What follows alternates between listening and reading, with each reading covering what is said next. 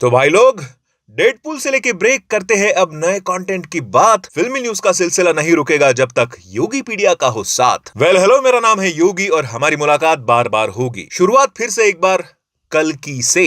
अब क्या करें, कल्कि चल ही इतनी रही है थिएटर्स में कि 1100 करोड़ का माइलस्टोन भी अचीव कर लिया यार। और भाई ये मैं नहीं कह रहा, खुद वैजयंती मूवीज ने ऑफिशियली ये फिगर्स बताए हैं।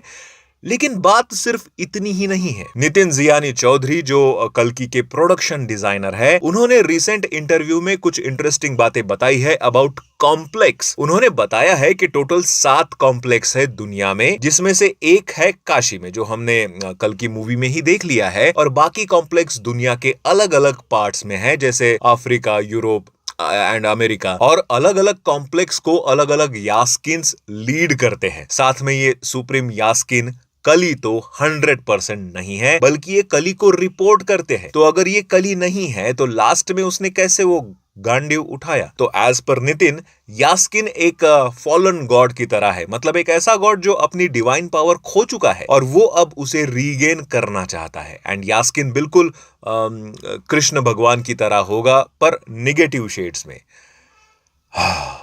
भाई अब ये सब जानने के बाद ना मेरे दिमाग में खिचड़ी हो रही है। तो अब आगे से जब तक इसका नेक्स्ट पार्ट नहीं आता या नेक्स्ट पार्ट की न्यूज नहीं आती, कल्कि की न्यूज बंद। अगली न्यूज, और ये कुछ खास है।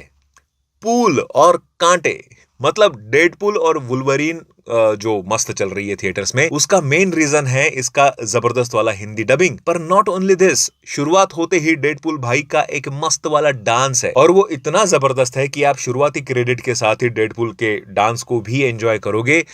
लेकिन लेकिन लेकिन वो मास्क के पीछे डांस करने वाला डेडपूल ये नहीं है, बल्कि ये है, जिसका नाम है निक पॉली। ये एक डांसर, सिंगर, एक्टर है, और उसने खुद अपने इंस्टा पोस्ट से ये रिवील किया है कि डेडपूल के भेस में डांस पुल भाई यही है। वैसे आपने देखी है कि नहीं मूवी? देखो, आपको डेडपूल तो पसंद आएगा ही, लेकिन डॉग पुल की बात ही कुछ अलग थी, जो मेरे को इतना पसंद आया कि आप मेरे टी शर्ट पर भी देख सकते हो। और आपको भी डेडपूल एंड वुल्वरीन के ऑफिशियल मर्चेंडाइजेस चाहिए तो redwolf.in पर जाइए, वहां ढेर सारी वैरायटी मिल जाएंगे Deadpool and Wolverine T shirts and other मर्चेंडाइजेस की। इवन मार्वल, डीसी या किसी भी सुपर हीरो या सीरीज के फैन हो तो वो कलेक्शन भी प्रीमियम क्वालिटी में मिल जाएगा। तो डिस्क्रिप्शन के लिंक से redwolf.in पर विजिट जरूर कर लेना। बाकी अब मार्वल पे आ ही गए हैं तो मार्वल के इतिहास की सबसे बड़ी न्यूज भी सुन लो। आरडीजे रॉबर्ट डाउनी जूनियर, जिन्हें हम आयरन मैन के रूप में मार्वल में देख चुके हैं, उनकी हो रही है री एंट्री।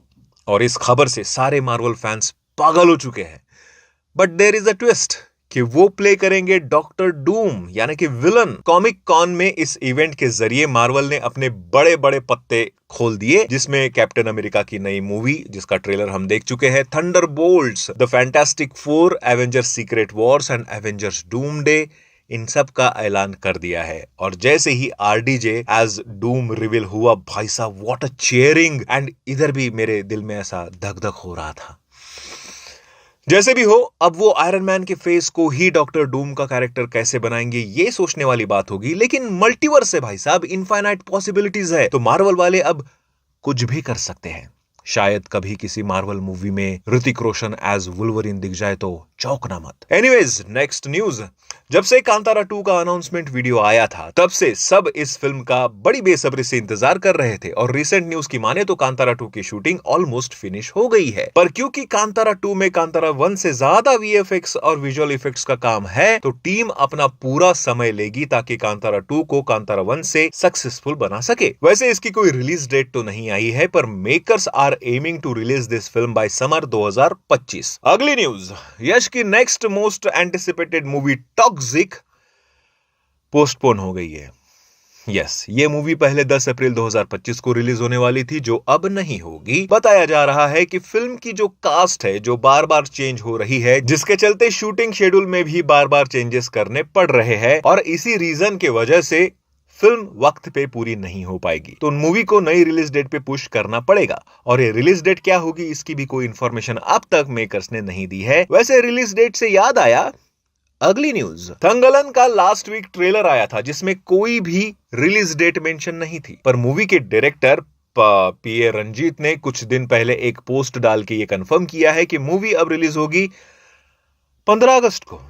Very good. अब कैसे बताओ इन लोगों को कि भाई क्या कर रहे हो आप लोग? महीने भर का कंटेंट एक ही दिन में कैसे देखूं? हिंदी में ऑलरेडी वो स्त्री 2 आ रही है, वेदा आ रही है, खेल खेल में वो अक्षय कुमार की 15 अगस्त को ही आ रही है, और सेम डे पे तेलुगु इंडस्ट्री से वो डबल आई स्मार्ट और मिस्टर बच्चन रवि तेजा वाली वो भी आ रही है। अब तंगलन भी वो 15 अगस्त को ही आप डाल दो, जो ऑलरेडी तमिल के वो बाकी 3 मूवीज जो कंपटीशन में आएगी उसके साथ तो रिलीज की जाएगी। तो भाई साहब हमसे ना हो पाएगा ये सब, या फिर मैं अपने क्लोन बना लूं?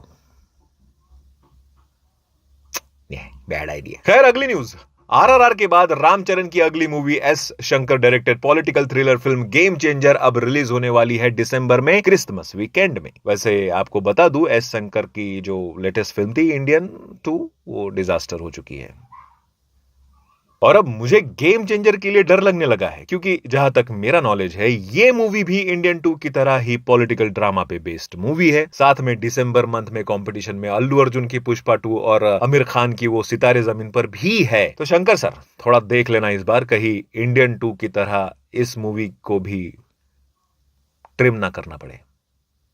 बाकी इतने सारे न्यूज में मुझे सबसे बड़ी न्यूज तो आरडीजे एज डूम की ही लगी। बाकी आप कितना खुश हो आरडीजे के कमबैक से मुझे कमेंट में जरूर बताना, एंड मेरे डिस्क्रिप्शन के लिंक से redulf.in पर विजिट जरूर कर लेना। बाकी बात अगले वीडियो में। Bye bye.